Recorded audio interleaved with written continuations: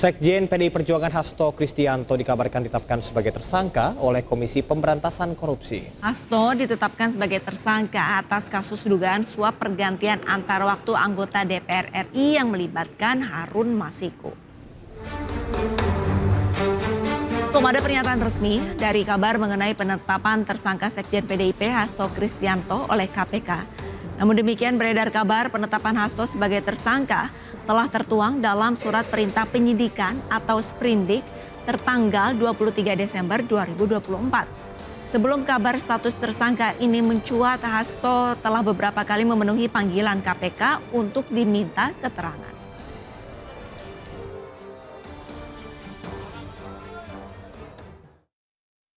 Dan pemirsa, Esra Ambarita akan melaporkan langsung dari gedung KPK Jakarta informasi terkini terkait kabar penetapan tersangka Sekjen PDI Perjuangan Hasto Kristianto.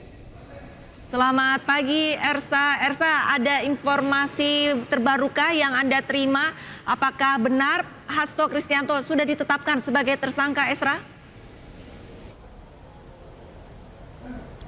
Ya, selamat pagi Arlista Camar dan juga pemirsa. Sudah 4 jam lebih beredar surat terkait bahwa adanya surat penyidikan yang menetapkan status tersangka yakni untuk Sekjen Hasto Kristianto sebagai tersangka dalam kasus dugaan korupsi. Namun ini masih dikabarkan, belum bisa kami rincikan secara spesifik apakah ini betul atau benar, karena saat ini kami masih menunggu informasi lebih lanjut dari Gedung Merah Putih KPK, yakni dari jubir KPK maupun dari pimpinan KPK terkait penetapan tersangka yang beredarnya surat penyidikan ini.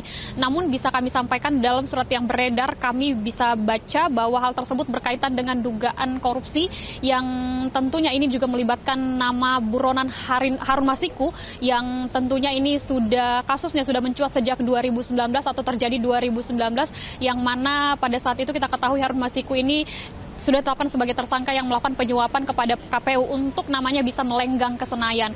Dan kita ketahui pula bahwa Hasto Kristianto ini sudah pernah menyambangi KPK sebanyak 2 kali, namun dengan perkara yang berbeda. Perkara pertama ketika ia dimintai keterangannya sebagai saksi dalam status DJKA Kemenhub, kemudian ia diperiksa terakhir untuk saksi dalam kasus Harun Masiku, yang mana pada saat itu statusnya masih sebagai saksi. Dan di Desember ini, kurang lebih makan waktu 6 bulan, sudah mencuat untuk statusnya sebagai tersangka. Kita tunggu bersama untuk update maupun pembaruan informasi. Namun untuk diketahui pemirsa sedikit mengenai kasus ini, bahwa pada saat itu sekali lagi Harun Masiku ini namanya tidak terdaftar untuk menang melenggang ke Senayan, melainkan nama dari Nazarudin Kemas. Namun pada saat itu Nazarudin Kemas meninggal dunia hingga harus digantikan dengan nama dengan urutan kedua dengan suara terbanyak, yakni Rizky.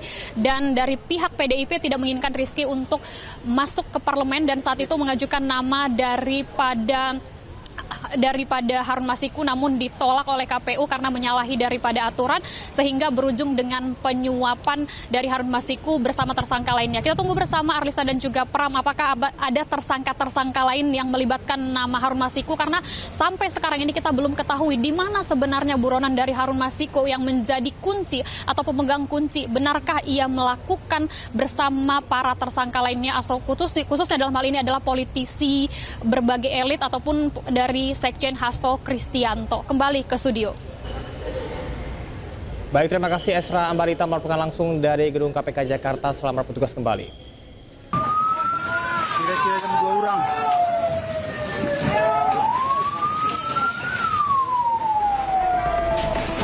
Tambangan pengawai kebakaran di Jombang.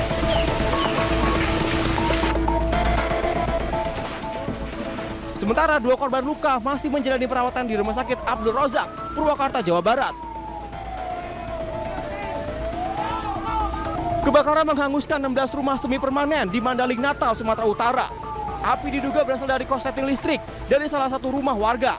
Kencangnya angin membuat petugas damkar dan warga kesulitan memadamkan api. Sebagian warga korban kebakaran mengais barang mereka yang masih bisa diselamatkan. Para korban kini ditempatkan di pekarangan masjid sebagai lokasi sementara pengungsian. Tim Liputan iNews melaporkan.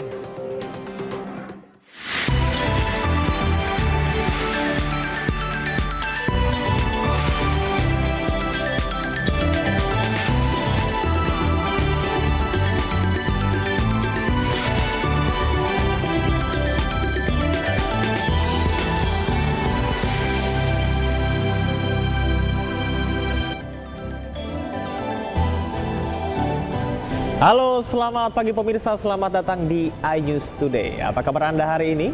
Senang sekali kami kembali hadir selama setengah jam ke depan untuk memberikan berbagai informasi penting, menarik, inspiratif untuk Anda. Ya, dan dalam edisi hari ini khususnya pada nanti malam ini ada perayaan Natal ya. Kami akan memberikan informasi terkini. Nah, ini ngomong-ngomong perayaan Natal, tentunya banyak yang sudah mulai berlibur ke rumah keluarga ataupun ya langsung berkumpul ke rumah keluarga. Ini hati-hati karena kita ada informasi kecelakaan maut di Tol Lawang Malang, Jawa Timur yang merenggut 4 korban jiwa. Bersama saya Arlisa Hadi. Dan saya Camar Henda, inilah iNews Today selengkapnya.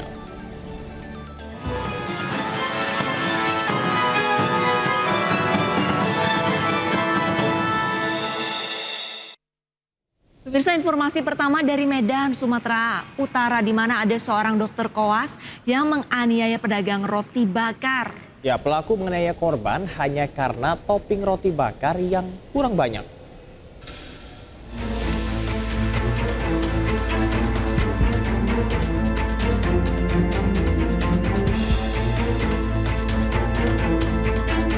Rekaman CCTV memperlihatkan detik-detik penganiayaan yang dilakukan seorang dokter koas kepada pedagang roti bakar di Jalan Perintis Kemerdekaan Medan, Sumatera Utara. Menurut korban, pelaku yang bernama Vladiniah Puluhulawa datang membeli roti bakar pada sore hari di kios tempat korban bekerja. Namun pada malam harinya, pelaku kembali ke lokasi dan langsung mengamuk hingga aniaya korban. Pelaku protes topping roti bakar yang dibelinya kurang banyak. Korban mengaku tidak tahu apapun permasalahan tersebut karena rekan korban yang melayani pelaku. Habis itu jam-jam 7 dia kembali lagi bawa sisa makanan gue potong lagi. Habis itu dia nggak ada ngomong komplain apa-apa, dia langsung mencagar saya, terus menjambak sama menendang. Habis itu saya nanya, kenapa kak, komplain apa, masalah apa, diceritakan baik-baik, malah marah-marah, teriak-teriak, nggak jelas. Habis itu dia mau pergi baru dia ngomong, itu tapi lebih bakal sedikit kali, kurang banyak. Habis itu langsung dia pergi, saya kejar mobil, menurut dia turun, tunggu si bos datang, biar ngomong baik-baik. Gak mau, malah pergi, malah tinggalkan. Akibat peristiwa ini, korban mengalami luka-luka di bagian tangan, kening, serta kaki. Korban pun sudah membuat laporan ke kepolisian Polrestabes Medan.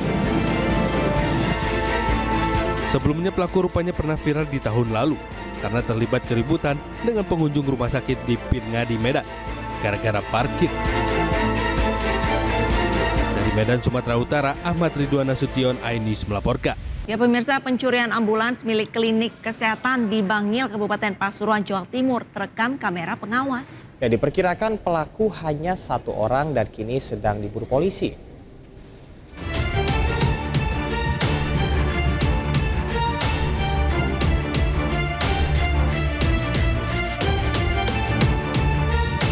Sebuah mobil ambulans milik klinik Ar-Rahma di Jalan Lumba-Lumba, Kelurahan Bendo Munggal, Pasuruan, Jawa Timur dicuri.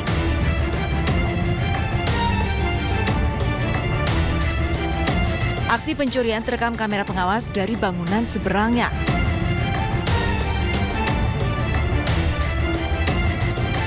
Dengan tenang, pencuri menyalakan mesin mobil dan lampu penerang, kemudian kabur.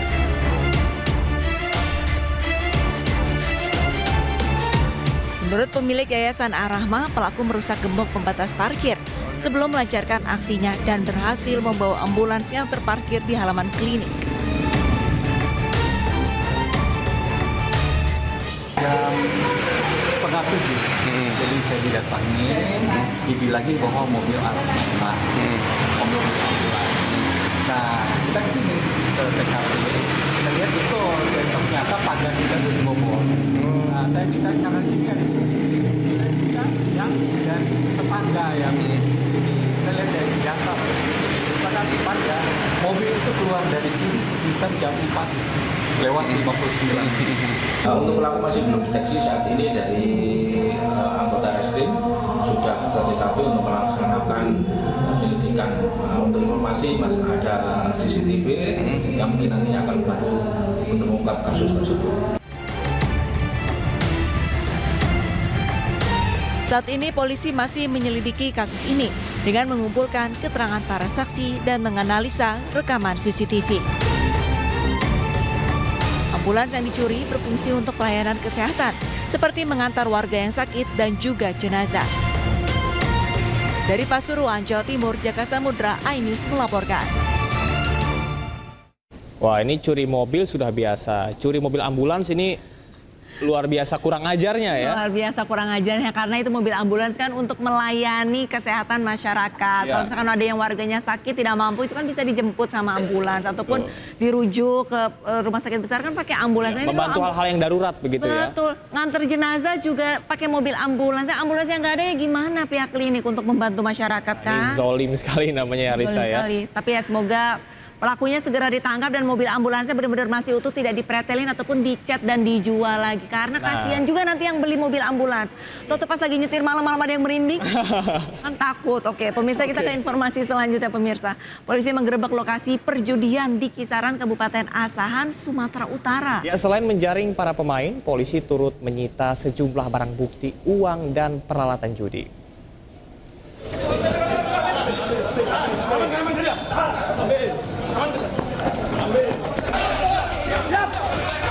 Tim gabungan Polda Sumatera Utara, Polrestabes Medan dan Polres Asahan menggerebek lapak judi di Kota Kisaran, Kabupaten Asahan. Sejumlah pemain judi kocar-kacir saat mengetahui kedatangan petugas. Selain menjaring para pemain, polisi turut menyita barang bukti berupa 3 unit mesin judi tembak ikan, 2 unit mesin judi ketangkasan jenis slot, 1 box kartu joker, 10 unit motor, dan mobil, serta uang tunai yang diduga hasil perjudian. Para pelaku beserta barang bukti langsung dibawa ke Polda Sumatera Utara untuk diproses lebih lanjut. Diketahui penggerebekan digelar atas laporan masyarakat yang resah akan praktek perjudian jenis bakarat dan ketangkasan tembak ikan di wilayahnya. Kami mendapatkan beberapa kegiatan perjudian, diantaranya ada bakarat dan juga adalah tembak-tembak ikan. Dan tentunya kami berterima kasih kepada masyarakat luas yang sudah memberikan informasi, dan Polda Sumut akan menunjukkan dedikasi untuk melaksanakan perintah dari Bapak Prabowo untuk melakukan tindak tegas segala bentuk perjudian. Petugas memasang garis polisi di lokasi kejadian sebagai langkah awal penyelidikan. Polda Sumut berjanji akan terus menindak tegas segala bentuk aktivitas yang melanggar hukum. Dari Medan, Sumatera Utara, Aminur Rasid, iNews melaporkan. Baik pemirsa, kita ke informasi selanjutnya di mana Majelis Hakim Pengadilan Tipikor Jakarta menjatuhkan vonis 6,5 tahun penjara terhadap Harvey Muiz dalam kasus korupsi tata niaga pengelolaan timah. Pengusaha sekaligus suami aktris Sandra Dewi Harvey Muiz menjalani sidang putusan dalam kasus korupsi tata niaga pengelolaan timah di Pengadilan Tipikor Jakarta Pusat Senin siang.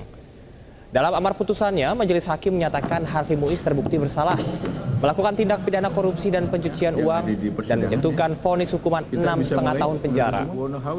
Suami aktris Sandra Dewi ini juga diwajibkan membayar denda sebesar 1 miliar rupiah dan uang pengganti senilai 210 miliar rupiah. Apabila tidak dibayar, maka harta bendanya akan dirampas dan dilelang untuk mengganti kerugian negara. Dan bila jumlah hartanya tak mencukupi, maka diganti hukuman penjara. 300 triliun sekian-sekian sesuai dengan patokan. Mengadili, 1. Menyatakan terdakwa Harvey Muiz terbukti secara sah dan meyakinkan bersalah melakukan tindak pidana korupsi yang dilakukan secara bersama-sama dan melakukan tindak pidana pencucian uang yang dilakukan secara bersama-sama sebagaimana dalam dakwaan ke-1 primer dan dakwaan ke-2 primer.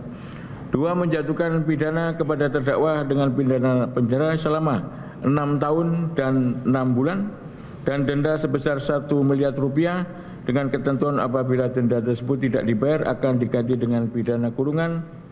Akan kami lihat pertimbangannya seperti apa. Karena upaya hukum itu disediakan oleh peraturan perundang-undangan, apakah nanti kita akan mengajukan keberatan terhadap harta tersebut atau tidak. Ini semua akan kami pertimbangkan dalam waktu 7 hari ke depan. Tunggu pertimbangannya dulu, salinan putusannya. Kami ada waktu 7 hari untuk pikir-pikir dan setelah itu kami akan tentukan upaya hukum apa yang akan kami lakukan. Demikian.